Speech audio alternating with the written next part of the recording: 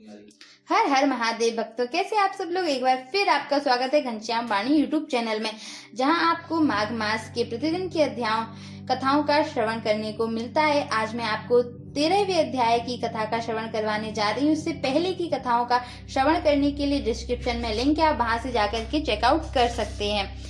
तो मैं कथा को प्रारंभ करती हूँ। विकुंडल कहने लगा कि तुम्हारे वचनों से मेरा चित्त अति प्रसन्न हुआ है, क्योंकि सज्जनों के वचन सदैव गंगाजल के सदृश पापों का नाश करने वाले होते हैं। उपकार करना तथा प्रिय बोलना सज्जनों का स्वभाव ही होता है। जैसे अमृत मंडल चंद्रमा को भी ठंडा कर देता है, अब कृपा करके यह भी बतलाइए कि किस प्रकार मेरे भाई का भी नरक से उद्धार हो सकता है। तब दूत कुछ देर ज्ञान दृष्टि से विचार कर मित्रता रूपी रस्सी से बंधा हुआ बोला कि हे वैश्य, यदि तुम अपने भाई के लिए स्वर्ग की कामना करते हो तो जल्दी ही अपने 8 जन्म के पुण्य फल को उसके निमित्त अर्पण कर दो। तब विकुंडल ने कहा कि हे दूत, वह पुण्य क्या है और मैंने कौन से जन्म में और कैसे किया है, सो सब बतलाओ, फिर मैं अपना पुण्य अपने भाई को दे दूंगा। दूत कहने लगा कि हे वैश्य सुनो, मैं तुम्हारे पुण्य की सब कथा कहता हूँ। पूर्व समय में मधुवन में शाल्की नामक एक ऋषि थे। वह बड़े तपस्वी, ब्रह्मा के समान तेज वाले, नवग्रह की तरह उनकी स्त्री रेवती के 9 पुत्र थे, जिनके नाम ध्रुव, शशि, बुध, तार, ज्योतिमान थे। इन 5 ने गृहस्थाश्रम धारण किया तथा निर्मोह, जितमाय, ध्याननिष्ठ और गुणातग यह 4 संन्यास ग्रहण कर वन में रहने लगे। यह शिखा सूत्र से रहित पत्थर और सोने को सामान समझते थे। जो कोई अच्छा या बुरा उनको अन्न देता वही खा लेते, और कोई कैसा ही कपड़ा दे देता उसको ही पहन लेते। सदैव ब्रह्म के ही ध्यान में लगे रहते। इन 4 से व्रत, शीत निद्रा और आहार सबको जीत लिया। बस चर अचर को विष्णु रूप समझते हुए मौन धारण करके संसार में विचरते थे।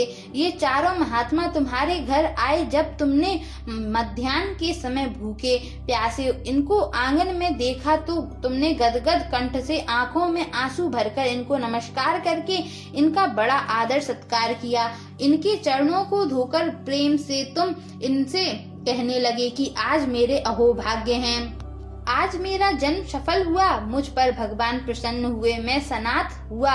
मेरे माता पिता, पत्नी, पुत्र, गौ आदि सभी धन्य हैं, जो आज मैंने हरि के सदृश से आपके दर्शन किए।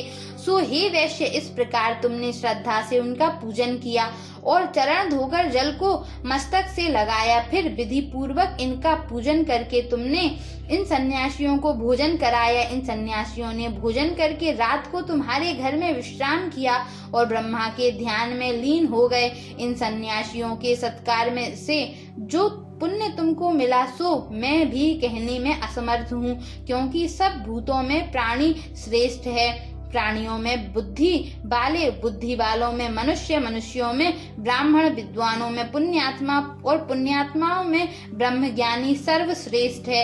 ऐसे ही संगति से बड़े बड़े पाप नष्ट हो जाते हैं। यह पुण्य तुमने अपने पहले 8वें जन्म में किया था। सो यदि तुम अपने भाई को नरक से मुक्त करना चाहते हो तो यह पुण्य दे दो। सो दूत के ऐसे वाक्य सुनकर उसने प्रसन्न चित्त से अपना पुण्य अपने भाई कुंडल को दे दिया और वह भाई नरक से मुक्त हो गया और दोनों भाई देवताओं से पूजित किए गए।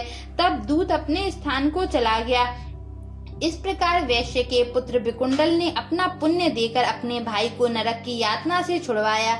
सो हे राजन, जो कोई इस इतिहास को पढ़ता या सुनता है वह 1000 गोदान का फल प्राप्त करता है।